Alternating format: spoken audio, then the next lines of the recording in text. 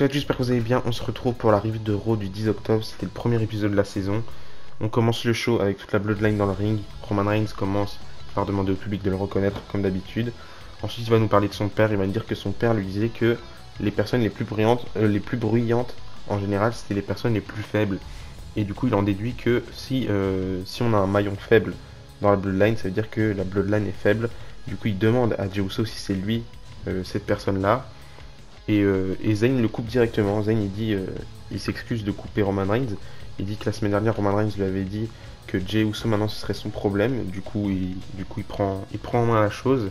Il, il dit à Jey Uso que dans la Bloodline on a que des personnes cool. Tout le monde aime Jimmy Uso, tout le monde aime Solo, tout le monde aime Roman Reigns, tout le monde aime Paul Heyman. Et du coup il dit à Jey Uso pourquoi toi t'es pas cool, pourquoi t'es pas aussi cool que les autres. Du coup, à ce moment-là, Jey Uso, il regarde Roman Reigns, il lui demande si c'est une blague. Mais à ce moment-là, on a Matt Riddle qui interrompt du coup toute la Bloodline. Matt Riddle, il demande directement un match de championnat à Roman Reigns, qui va d'ailleurs refuser. Et puis Roman Reigns, il va dire qu'il peut challenger quelqu'un d'autre. Donc Matt Riddle, il va challenger Sami Zayn. Sami Zayn va accepter. Donc plus tard dans la soirée, on aura un match entre Sami Zayn et Matt Riddle. Juste après ça, on a eu un match ensemble entre Austin Theory et Johnny Gargano qui a été annoncé il y a quelques semaines, il me semble. Le match était très très bien. Je crois que c'est la première fois qu'on avait Johnny Gargano contre Austin Theory en 1 contre 1. Et bizarrement, Johnny Gargano a remporté le match clean. Il n'a pas eu besoin d'aide, il a pas triché, il a remporté le match clean. Assez bizarre de voir Austin Theory perdre comme ça alors qu'il est Mr. Money in the Bank. Mais bon, on verra bien pendant les semaines à venir. Mais au moins, grosse victoire de Johnny Gargano, ça fait plaisir.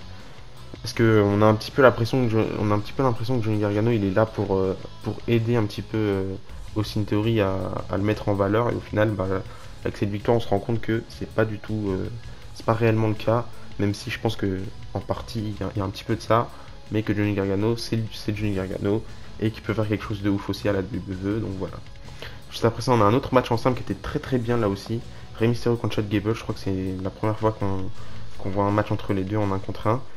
Le match n'était pas très très long, victoire de Rey Mysterio rapidement. En plus, juste après ça, on avait Rhea Ripley et Dominic Mysterio qui ont encerclé du coup Rey Mysterio. Dominic il a demandé à son papa de le frapper, mais Rey Mysterio l'a pas fait.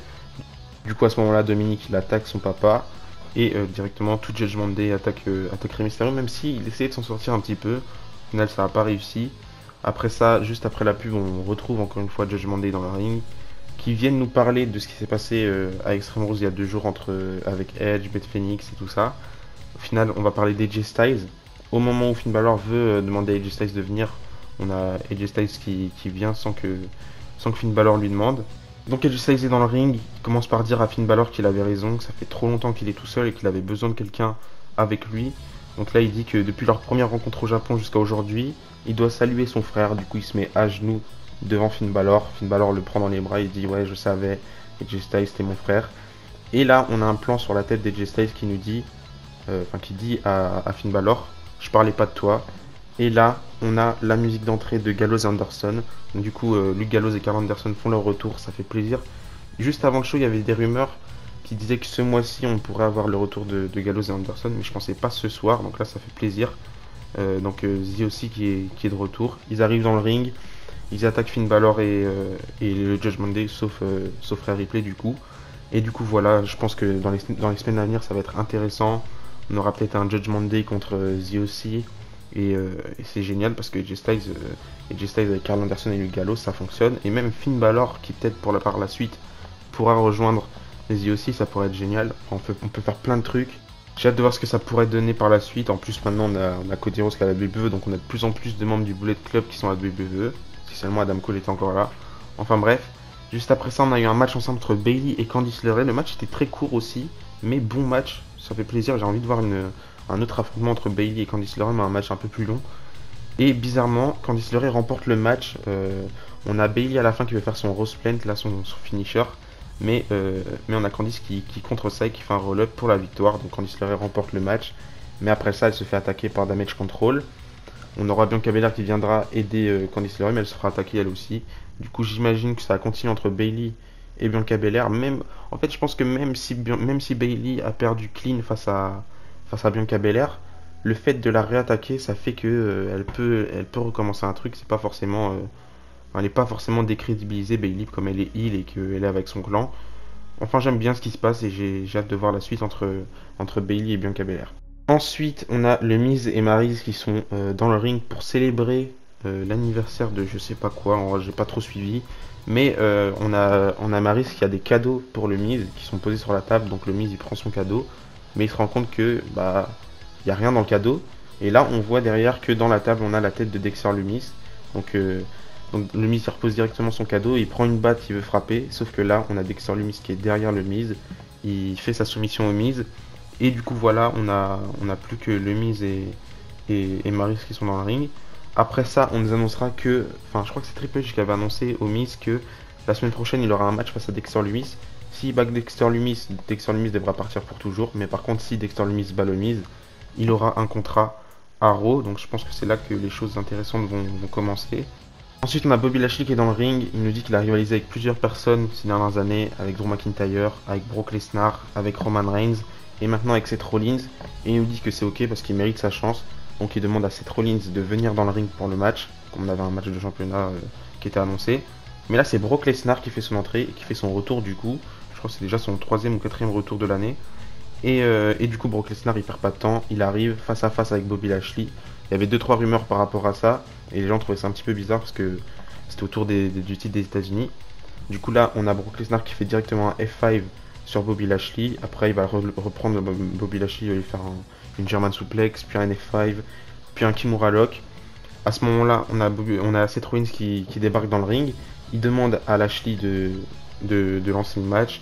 Il dit que Lashley, il a toujours dit que c'était un champion combatif. Il a toujours dit que c'était un soldat. Et que s'il commence pas le match tout de suite, bah, Bobby Lashley sera juste une honte pour son pays. Et on connaît un petit peu le passé de Bobby Lashley. À ce moment-là, Bobby Lashley perd pas de temps. Il rentre dans le ring. Le match commence. On a Bobby Lashley qui part directement pour faire un spear. Mais Seth Rollins le contre en pedigree. Il le fait de plus en plus souvent en plus. Et du coup, à ce moment-là, le match commence. Le match n'est pas très très long. On a plusieurs fois Seth Rollins qui fait le tomber. Mais au final, il arrive à s'en sortir. Il fait son curb stomp. Il devient champion des États-Unis. Et je pense que c'est le bon move parce que Brock Lesnar contre Bobby Lashley, on aura sûrement une feud intéressante à Crown Jewel. Et j'espère d'ailleurs que le match sera beaucoup mieux que celui du Royal Rumble qui était un peu décevant. Et en plus, on n'avait pas besoin du titre des États-Unis autour de ça. Donc je pense que Seth Rollins c'est la bonne personne pour détrôner Bobby Lashley. Seth Rollins, ça fait des années qu'il n'a pas eu le titre. Et je pense que en devenant champion des États-Unis pour la deuxième fois, il peut rapporter un truc en tout cas dans cette mid-card. Et je suis sûr qu'il aura des feuds intéressantes. On a Mustafa Ali qui attend sa chance déjà pour le titre des États-Unis, qui avait prévenu plus tôt dans la soirée à Bobby Lashley qu'il voudrait sa chance en 1 contre 1 pour le titre. Donc là, cette fois-ci, on aura probablement Seth Rollins contre Mustafa Ali. Et ça explique pourquoi, il y a quelques semaines, Seth Rollins avait fait un stomp aussi à Mustafa Ali. Et j'espère qu'on n'aura pas juste un one-shot avec un seul match en weekly que Mustafa Ali va perdre, parce que je pense pas que le règne de Seth Rollins sera si court. Mais j'espère au moins qu'on aura une feud de 1 mois au moins, ou qu'on aura un match en pay-per-view. Ça fait longtemps en plus que le titre des États-Unis n'a pas été défendu en pay-per-view. Et du coup, voilà, je suis content de le fait que Seth Rollins devienne champion des États-Unis, parce qu'on peut avoir des trucs solides, on peut avoir des matchs en 1 contre 1 solides avec des superstars qui méritent leur chance. Ce qui était un peu difficile avec Bobby Lashley qui était face, et qu'on a beaucoup de challenger face du côté de Raw, et le gabarit est un petit peu différent, du coup on n'a pas des matchs si intéressants que ça. Mais là, j'imagine un match entre Seth Rollins et Johnny Gargano, pourquoi pas. Seth Rollins et Mustafa Ali. Seth Rollins, Cedric Alexander. Seth Rollins, Chad Gable. Enfin bref, il y a plein de trucs intéressants qui peuvent se faire. Seth Rollins et Kevin Owens aussi, pourquoi pas. Du coup, voilà, j'ai hâte de voir la suite du règne de Seth Rollins, qui pour moi peut être très très intéressant. Et enfin, on a le dernier match de la soirée, juste avant le main event. Matt Riddle contre Sami Zayn. Le match a été annoncé plus tôt dans la soirée. Et c'était le match le plus long de la soirée, il me semble. Le match était bien, mais plusieurs fois pendant le match, on a des tensions entre Sami Zayn et Jey Uso, ce qui va coûter du coup la victoire à Sami Zayn, qui va perdre sa Matt Riddle. Je crois que le match termine sur un RKO. Du coup, victoire de Matt Riddle. J'ai hâte de voir ce qu'il peut faire par la suite, mais aussi Matt Riddle, parce qu'il a battu Seth Rollins clean à Extreme Rules par soumission en plus. Et j'ai pas trouvé que le match était très très long et très très compétitif. Du coup, j'espère un push pour Matt Riddle qui mérite totalement, au vu de ce qu'il fait ces dernières années dans le main roster et à la WWE en général. Donc voilà. Et enfin, on termine par la célébration des 25 ans de D-Generation X. Donc tout D-Generation X, sauf du coup Billy Gunn et Shayna, logique, arrivent dans le ring. Comme d'habitude, on a ce qu'ils nous disent d'habitude. On a une petite pique aussi à Billy Gunn à un moment donné. Enfin, c'est Corey Graves qui a fait une petite pique à Billy Gunn. Mais il nous annonce rien de fou, rien de particulier, juste une célébration. Et ça fait plaisir. Je vous encourage à aller voir ça. Et du coup, c'est comme ça que se termine ce Raw. Je trouve que le Raw était solide, mais il était très très bien. En tout cas, c'était un très bon Raw pour commencer la saison. Mais il y a plusieurs choses. Enfin, maintenant qu'on a vu les deux premiers épisodes de Season première, il y a plusieurs choses à changer. Déjà, j'aurais préféré un nouveau stage, avec un nouveau thème, avec une nouvelle intro, le retour des cordes de couleur. Malheureusement, on n'a pas tout ça. Mais on a le temps, en vrai, il y aura la draft qui va arriver logiquement après Mania. Mania, c'est quand même loin. Mais on a le temps, je suis sûr que la WWE va avoir du renouveau et qu'on va pas rester comme ça pendant des années. En tout cas, j'espère. Mais on voit déjà qu'en à peine 2 mois sous l'ère Triple H, il se passe déjà des trucs de ouf. Donc j'espère que ça va continuer comme ça. Et par rapport à Bray Wyatt, on a eu plusieurs fois, on nous a montré du coup son retour à Extreme Rules. On a eu 2-3 autres indices, je sais pas pourquoi, avec un puzzle, mais je vous laisse aller voir ça si ça vous intéresse. Et on nous a annoncé aussi sur internet que du coup Bray Wyatt fera son retour du coup à SmackDown ce vendredi. Donc voilà. C'est la fin de cette vidéo, j'espère qu'elle vous a plu. Donnez-moi votre avis sur ce rôle dans les commentaires. Et d'ici là, je vous dis à la prochaine. Et n'oubliez pas, tant que Lucas, j'ai l'espoir. Bisous bisous.